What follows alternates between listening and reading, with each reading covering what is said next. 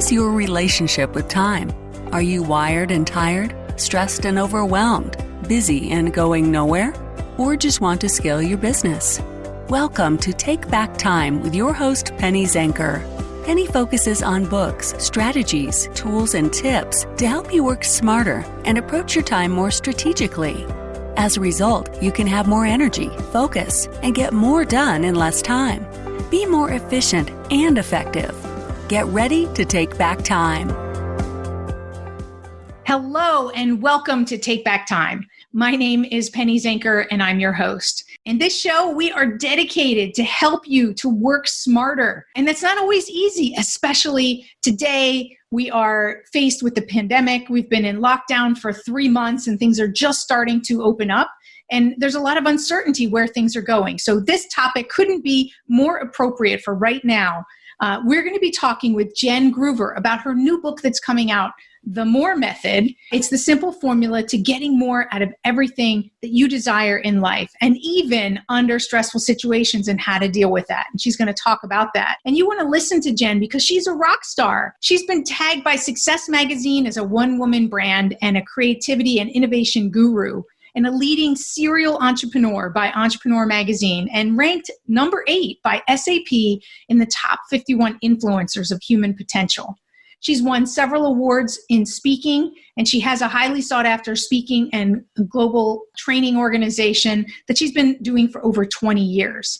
And she's a top business and lifestyle contributor and content creator for almost every major television network. She's been in a number of business magazine and online resources, and she's been featured in hundreds of media outlets. So without further ado, Jen, welcome to the show.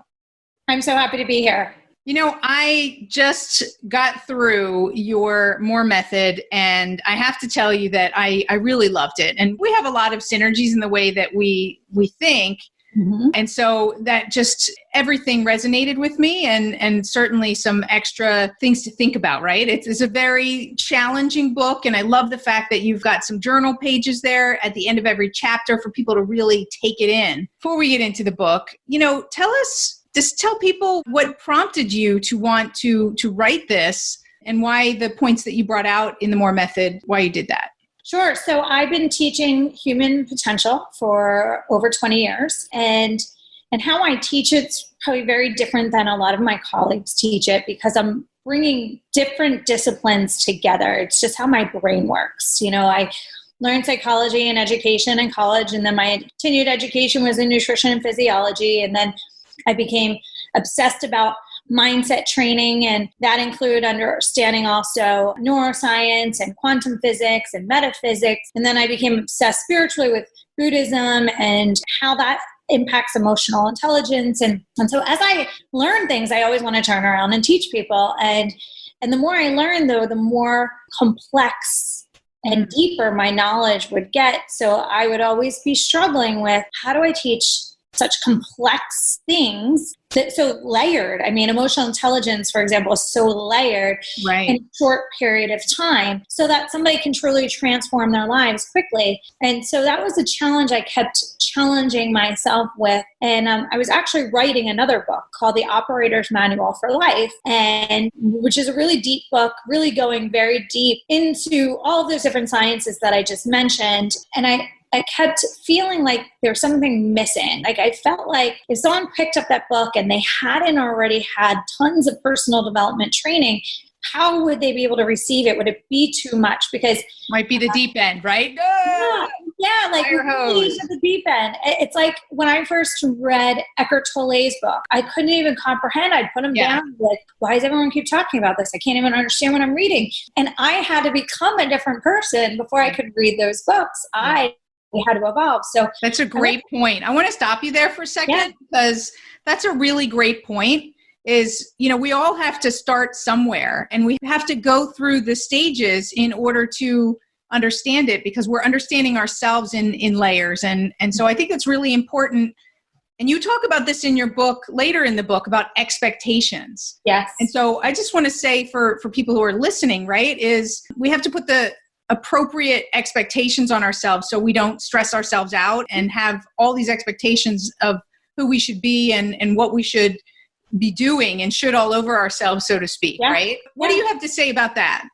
Well, I mean, I believe that creating expectations is really important. Going back to the reason I created that book is I sometimes would go into my speaking engagements and training expecting people had already learned this stuff, right? And some who had would get up real quick, and others who hadn't would walk away feeling kind of confused or fire hosed with information that wasn't making sense. So I learned the importance of context and expectations. And so the MORE method actually became this formula, this methodology to create context and expectations, the information that they were learning. So throughout the book you read, I constantly say, in order to get more of everything good in life, here are the things you need to follow. And I keep reminding people what the objective is, what the expectation is. So, expectations in general as a human behavior training is fascinating to me. Expectations is the number one thing that causes the most amount of self-inflicted pain for all of us. And when I first say that to people, they're like,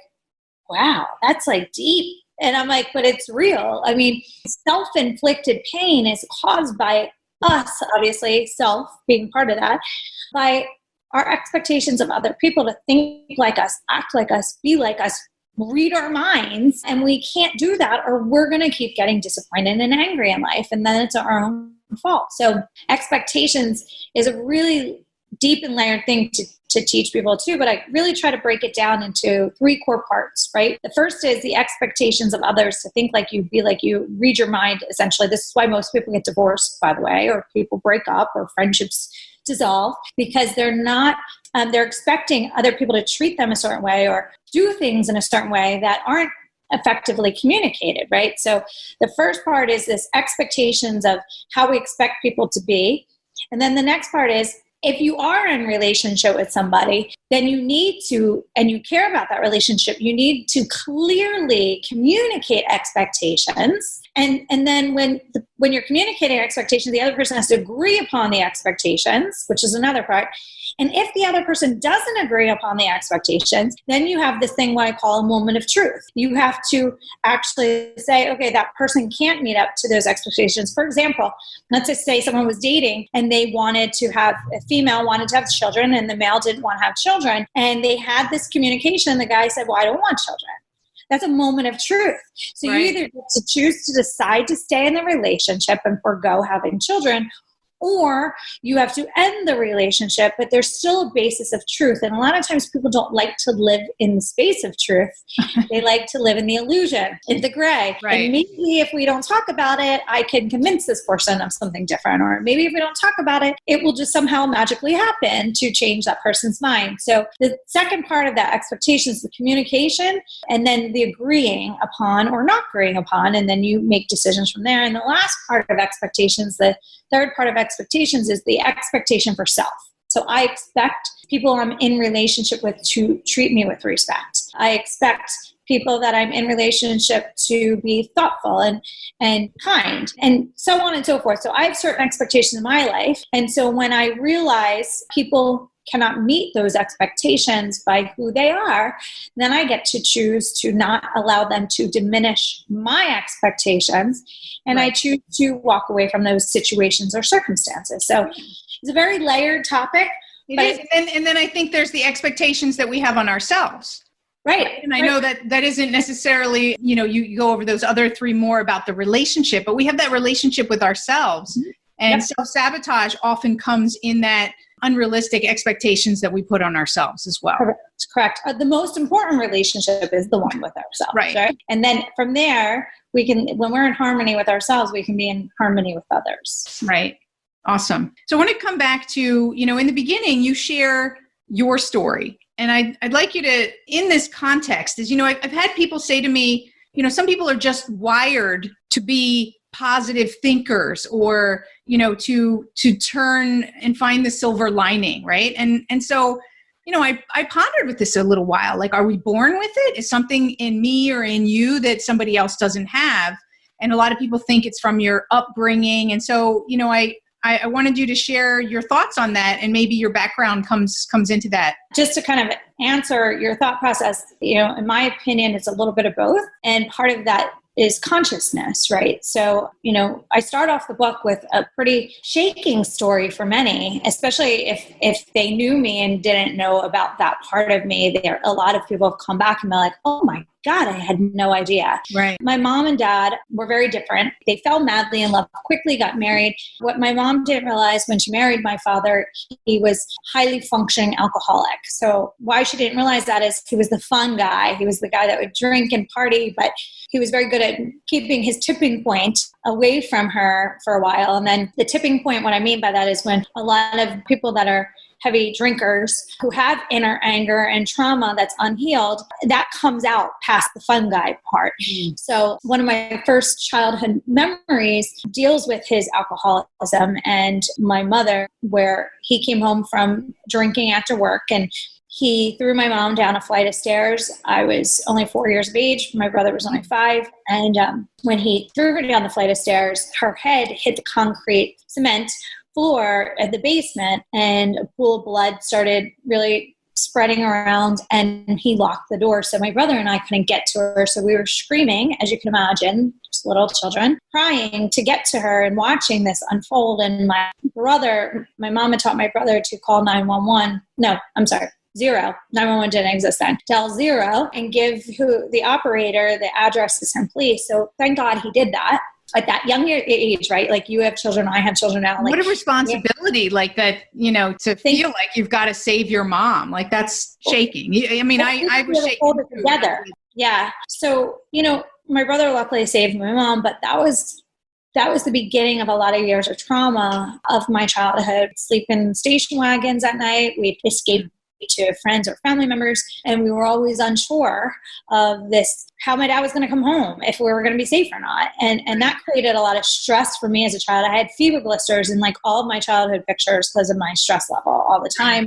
And so, I escaped my survival mechanism, I believe, my natural. When you talk about is it natural or is it not, right? There's the nature and the nurture. I escaped through play outside with my friends all the time. I escaped it. It just didn't feel right to me. And so in that escape, I used my imagination a lot and I put myself in other worlds. And I believe that was part of my self-preservation. My brother, who's only 11 months older than me, it's actually fascinating because it's a case study. He wasn't as independent. He was more reliant on my mother and got more involved in the drama. Okay. And so he was more traumatized by the drama because he wasn't escaping the same way that I was. And interestingly enough, I gravitated to all friends whose families were highly intact, very loving. So it became a vision of what was possible for me. And that gave me a vision of what my future could be like, part of that imagination. So that was part of the nature of me that I think helped me to not get so traumatized to create too much damage to everyone can heal, but it didn't create as much damage as my brother. However, I would always feel like there needed to be another way or a better way.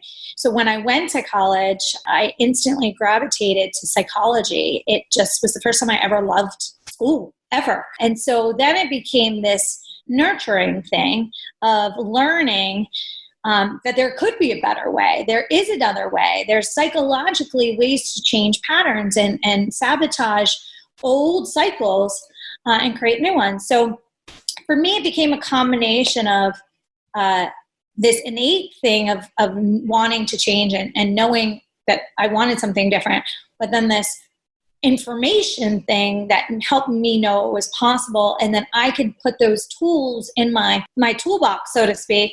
And those tools helped me truly reshape who I was, heal the trauma of the past, which is very important, and then build a better future. And so that's where the MORE method came from, is this whole development, right?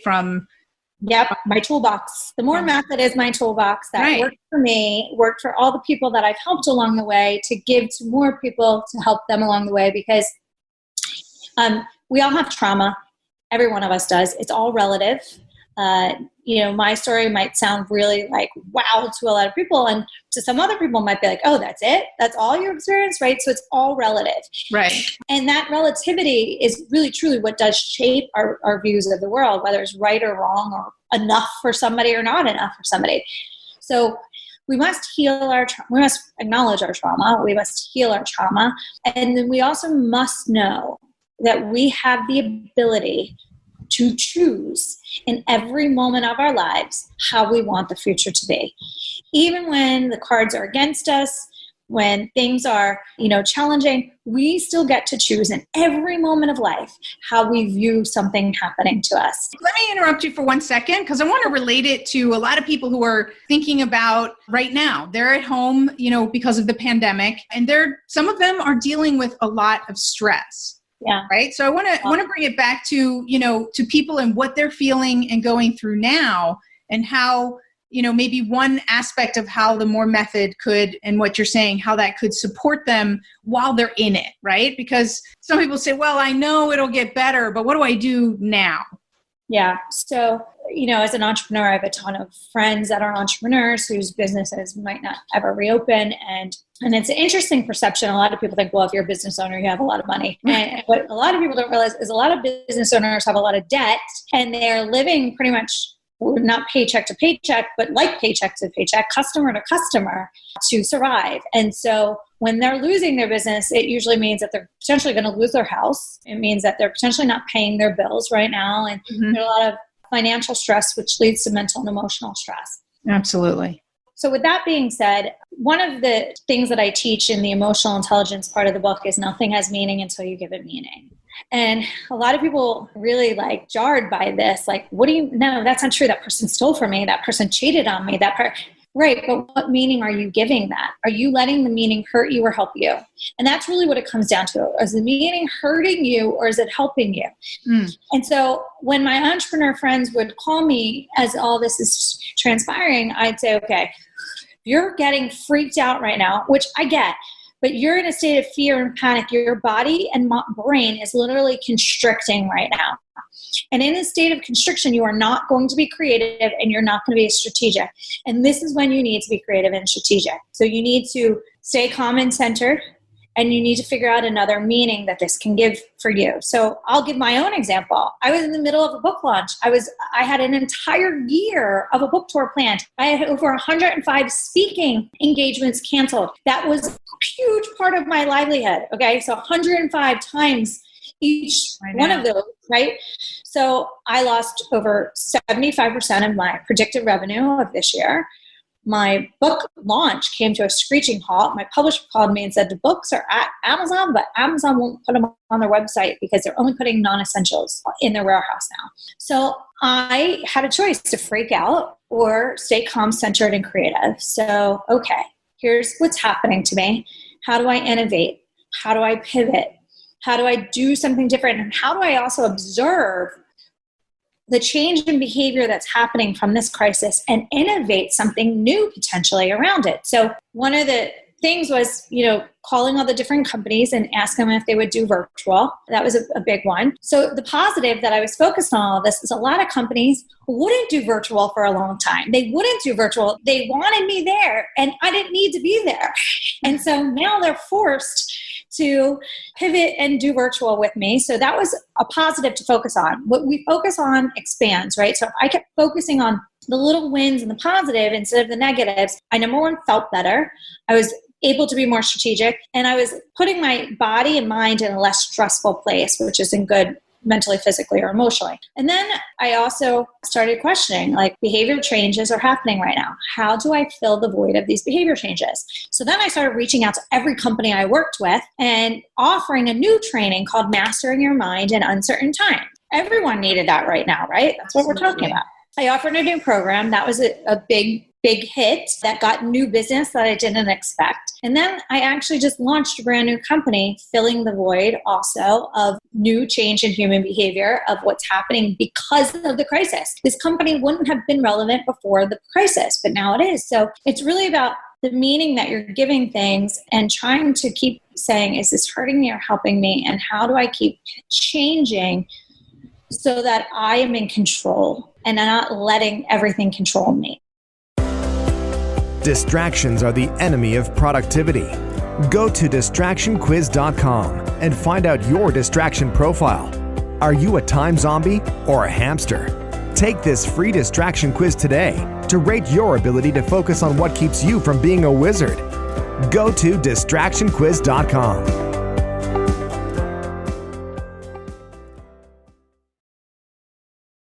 What I heard you say, and I want to point out for everybody, is the mechanism, right? Because they're listening, but they're not hearing how.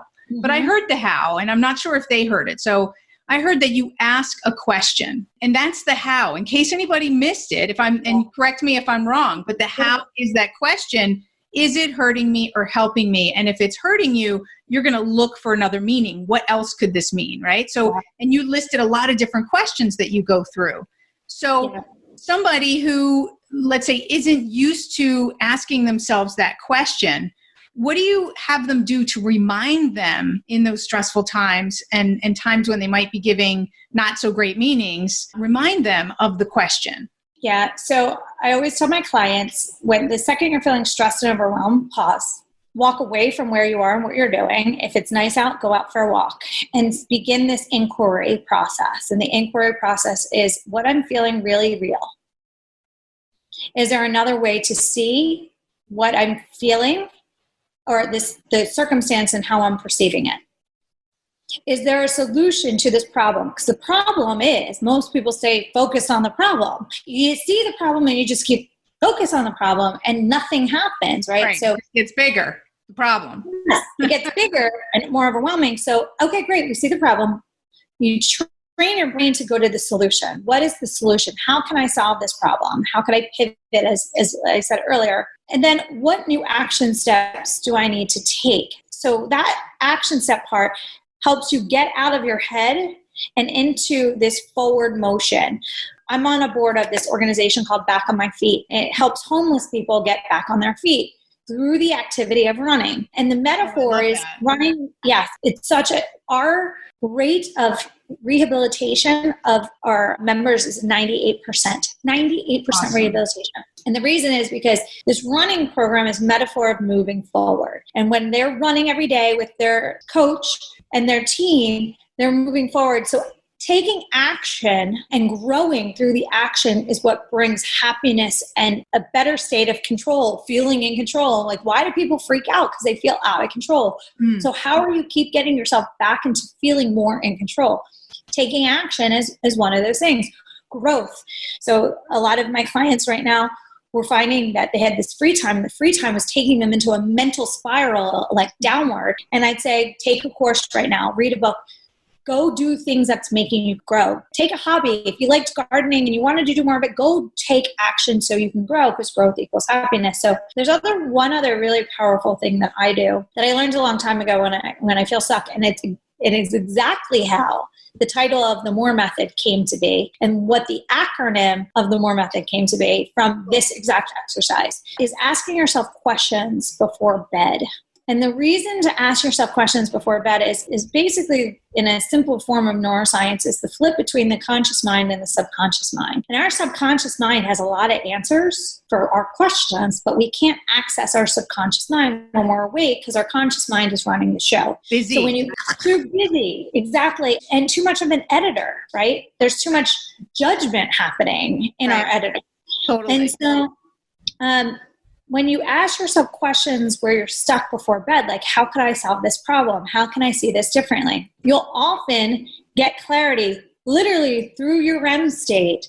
And you'll often wake up at 3 or 4 a.m. with clarity to that question. And it's a strategy I've used for a really long time. A lot of my colleagues use the same strategy, and we all feel it to be an incredibly powerful strategy that we all wish we learned when we were kids. So is there a particular question that you ask, or it's like whatever I feel is the question that I need? It's whatever you feel the question is that you need. Like, okay, if you're stuck on, a name for a business, right? Or how you start the business, or, there's a problem in your business and you need clarity to solve the problem. It's asking, how can I see this differently?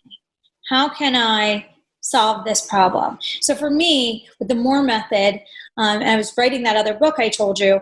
At the same time, I started noticing all of a sudden these emotional intelligence experts were popping up. And it's because it became the cool thing. Now, I had been teaching it for such a long period of time that I was like, oh boy, this space is going to get drowned out pretty quick. How do I remain relevant or, get a step ahead of where now all of a sudden everyone's an emotional intelligence expert? What do I do that's different? And this is exactly what I asked myself before bed. What value do I add that's different than what my colleagues add? What exactly do I do? What's the value I add to people's life? And the answer was, I teach people how to get more of everything they desire in life. That is literally what I woke up with. You teach people how to get more, because what was always confusing to me is I'm not just a business expert. I don't just teach people in business. I don't just teach people in relationships or, all these different boxes people would try to put me in. Right. I teach people whether it's they want better relationship, better finances, better health and well-being. I teach all of those things because the core formula is still the same. So I woke up with, you teach people how to get more of everything you desire. And all of a sudden the acronym, just like a divine consciousness, just came through me. And I called my publisher the next day and I was like, we got to change the book. We got to put that on the back burner. This other one has to come first. This one is critical to laying the foundation of what this next one is. And this literally came to me as divine consciousness in the middle of the night. So I know that it is legit and what we need to go with. That's awesome. I've heard a lot of people have had these downloads at night, right? When the unconscious is free to explore and come up with those answers. So what I'm hearing also is a common theme is how powerful questions are to direct our focus so that, we can be more purposeful. Because you talked about the question in terms of defining meaning, but now also questions at night. Sometimes I think when I talk to people about, what kind of question can you ask? It seems so trivial, right? Like, oh, it's just asking a question, but it's so simple, yet the most powerful tool that we have. Yeah. Questions give clarity, and clarity is what we're all seeking, right? When you're feeling stuck, it's because you lack clarity. When you're feeling lost, it's because you lack clarity. Yeah, absolutely. Absolutely. Is there anything else that you wanted to share with us about the MORE method? I have a couple of other questions that might not relate to the MORE method, but is there anything else you wanted to? I don't think you gave us the acronym and what it stands for. Could you give us that? I would love to. So in the first part of the book, I share my story so everyone can understand the perspective in which I'm coming from. Then I give the universal laws that I've learned through some of my mentors around really the foundation of how to get more of everything you desire in life. And these universal laws are just like the laws of gravity. So I think it's really important for someone who hasn't had that training to understand these universal laws. And I break it down into 4 simple things. In order to get more of everything we desire in life, we must first envision what it is, have clarity. So many people don't get more of what they want because they're not clear as to what it is. And they don't ask the right questions. Mm-hmm. So they never get to where they want to go. And one of the first things I ask in every training, and as you saw in the book, is what is it that you want more of? And why? This is such a crazy simple question, but so profound. When I start asking people what it is that they want more of, I get to instantly see their value system. More time with my family, more time for travel, more flexibility. So you start to see what they really value. Then you start to ask them their goals. And here's a funny thing. Their goals are appealing to the ego. Right. Their goals are often what their bosses project on them or what they think other people want them to say.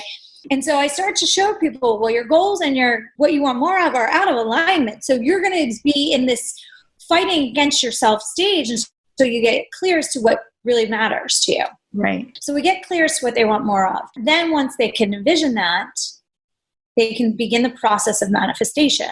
So envisioning what you want every day, emotionally connecting to it, living as if it is before it is. All are things that I used since my 20s when my mentors taught me this to change the course of my life, to not repeat my past. The next is you have to believe you're worthy and capable. So a lot of people have a lot of goals and visions and dreams, but they don't believe that they're worthy of them. Well, if you don't believe you're worthy of them, then you're going to have little to no chance of getting them, because ultimate self-sabotage, right? Correct. You'll self-sabotage.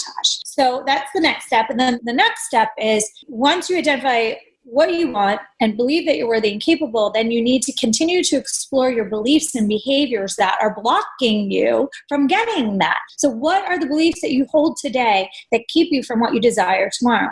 What are the behaviors you hold today? So your beliefs and behaviors are directly correlated. Your behaviors are emulating what your beliefs are. I can tell someone's beliefs by their behaviors. So you have to start to remove those beliefs, therefore the behaviors that block you from getting what you want. And then lastly, you have to become more intentional. She said, asking the right questions and being intentional of why you're doing what you're doing every single day. So that's the foundation. And then I move into the acronym of MORE. So if people can follow this framework, no matter where they are, no matter what level or stage of life they are, they will get to the next level and next stage by following this very simple framework. And you can keep coming back to the framework as you keep evolving. Like we're like people in hot air balloons. So once we decide we want more, we take out some sandbags in the hot air balloons. Those are your beliefs and behaviors that are keeping you down. And then we get to a certain level and we're like, wow, this is totally cool. It's a new perspective. There's trees I never even knew. There's buildings I never saw before. And then we're kind of stuck there. And then so when we get bored and we're like, oh, wait, I want to get to the next level. And so we have to take out more of those sandbags to get to the next level. And so as we keep evolving, we go back to the foundation of what we had to do at the beginning to get to the next level. So the MORE acronym is that. So metaphor. I love that. I think people learn a lot and grow through metaphors, right? And it just cuts right through to the unconscious. Yeah, so thank you. Totally visualize that as we just, so where are you now for those who are listening, and what sandbags need to be let go of so that you can get to the next level?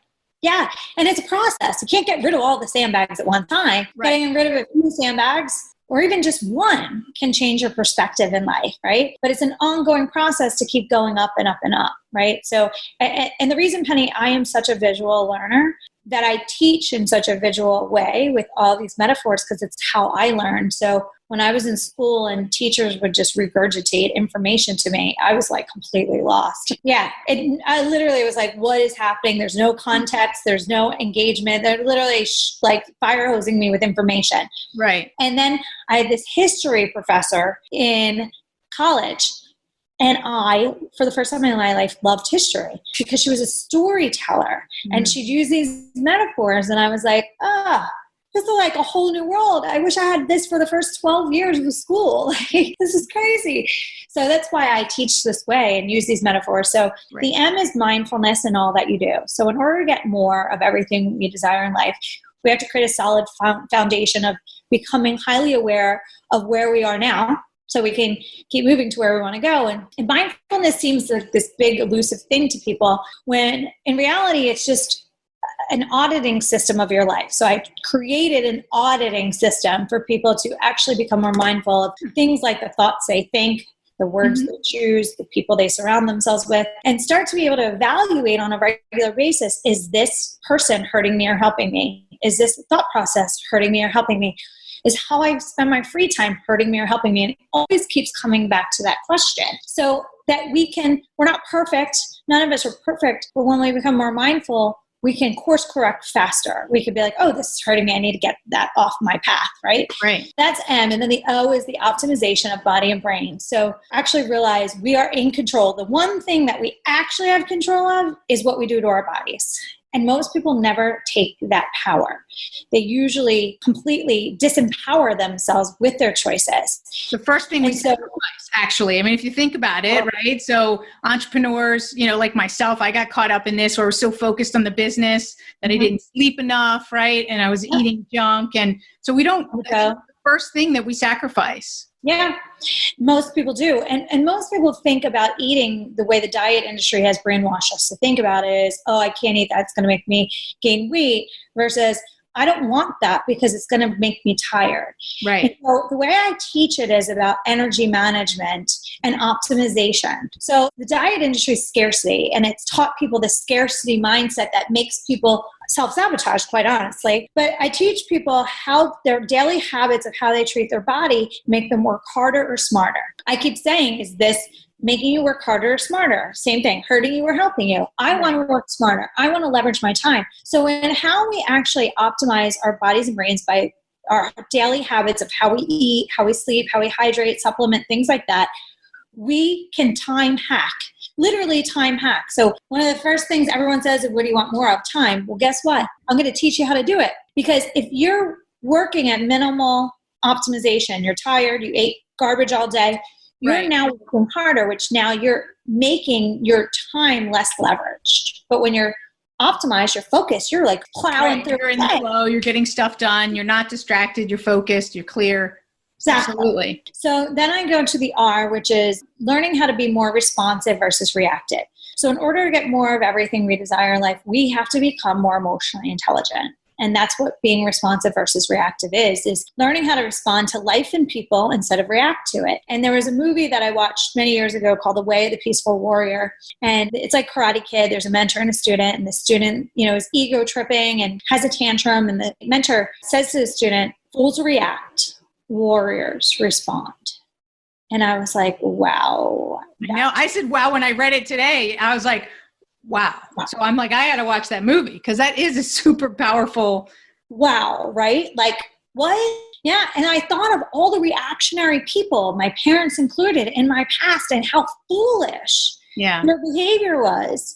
And then I thought of like mentors and the Dalai Lama and people like that just stayed calm, like Yoda. Yeah. Calm and centered. Yeah. That's how you get more of everything you desire in life. And so I break it down in the book into what I call mindset shifts to teach people quickly how to become emotionally intelligent. And then the E is excelling in all aspects of life. So in order to get more of what we desire in life, we need to look at success in a holistic point of view and not just in your professional life, which a lot of people do because that's what they were told to do. If you're really successful, you're going to be happy. Nope, that's not necessarily the case. For most people, it's not at all. So in order to be successful and be happy, we need to be harmonizing our lives and nurturing our, of course, professional quadrant, but our relationship quadrant, our health and well-being quadrant, and our personal evolution quadrant. And when we nurture all those quadrants of our lives every day, we then have holistic success. So your relationships are in harmony, your health is thriving, therefore your professional life is thriving, and you yourself feel amazing about who you are, your best version self every day. And that's how we get more of everything we desire. Awesome. Well, thank you so much. You've shared so many great nuggets here to help people to work smarter. And that's what the show is all about. So how do people, when's the book coming out? When they get a copy? Where do they go? And how can they find out more about you? Well, the book's already out. Thankfully, Amazon released it 2 weeks ago. So they can go to Amazon, just search The More Method, my name, Jen Gruber. And then I'm extremely active on social media, on Facebook, Instagram, LinkedIn, Twitter, not as much on Twitter, it's just my name, Jen Gruber, 1 N in Jen. I post about this type of information constantly to inspire and also to share with people that connected with on social media, not just stuff that I believe in or teach myself, but some other great authors, some other good blogs, podcasts, things like that. Awesome. Thank you so much. Thank you for having me. And thank you all for being here because you're dedicated to working smarter. And I know that you're going to go out and you're going to get Jen's book and you're going to make sure that you do the journals and you answer the questions and you get a little sticky pad and you start putting those questions around the house. So you remember and you're training yourself to ask those important questions. My name is Penny Zanker and this is Take Back Time. We'll see you in the next episode.